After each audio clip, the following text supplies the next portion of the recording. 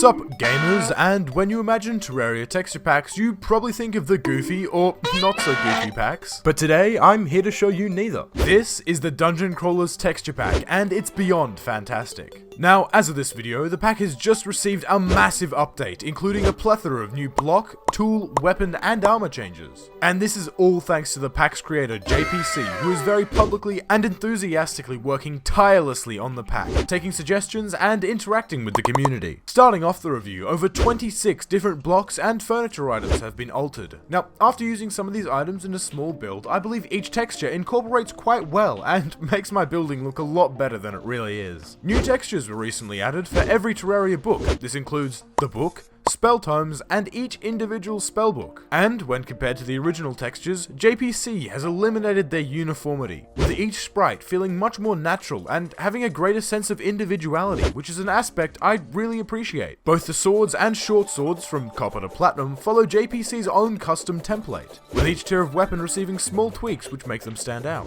Additionally, both the Star Fury and Enchanted Sword aren't too dissimilar from their vanilla textures, but they have been masterfully recreated in JPC's signature style and look great. Similarly, the hammers and bows have been translated to match JPC's other resprites. The hammers from the lowest to highest tier grow larger in size, visibly representing the power difference. And almost all of the bow's bodies feature an indented grip, with one notable exception being the Tungsten bow. Not doing that because why the f not? The staffs look almost unrecognizable when compared to the originals, as they are now significantly shorter, with proportionally much larger gems which now feature on the top and bottom of the wand. Moving on to the armor sets, and first up is copper, and immediately you'll notice two main things. Firstly, the cloak is absolutely brilliant, and secondly, I understand the copper cap is a classic, but with its combination of a sharper, more serious design language, in addition to the updated metallic reflections and the way that it ominously hides the character's face, well, it just turns me on.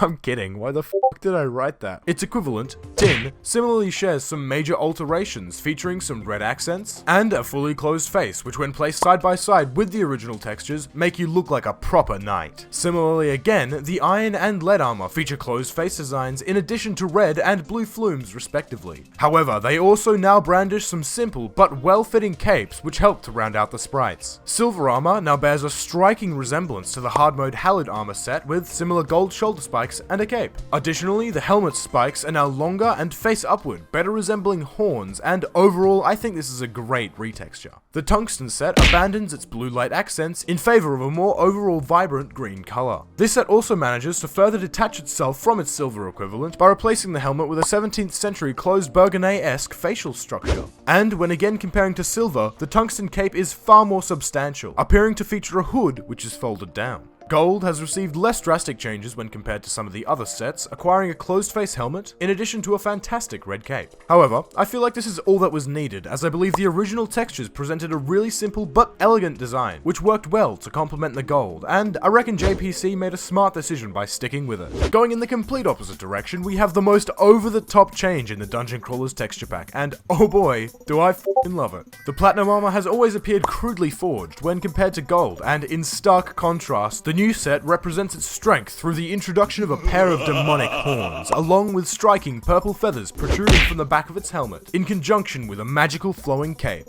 And I know I haven't been rating these past textures, but this is a solid 12 out of 10. The wooden set is next, and I can't help but draw ties to the tiki and spooky armor where inspiration was clearly taken. But this is not a bad thing, and JPC has done a great job of incorporating all of the natural aspects like branches and leaves, in addition to the traditional armor points like shoulder pads and breastplate, without causing the arguably small texture to become overcomplicated, which is a problem I see a lot of packs having. Moreover, I absolutely love what he's accomplished with a wooden sword, hammer, bow, and fishing pole. Again, simplistically reimagining them in his style, and those leaf accents just look so good. So, overall, I'm loving the stuff JPC has already created, and I can't wait to see what's next. And if you'd like to try this pack out for yourself, the link is in the description. A huge thanks goes out to the Patreons, and I'll see you in the next one.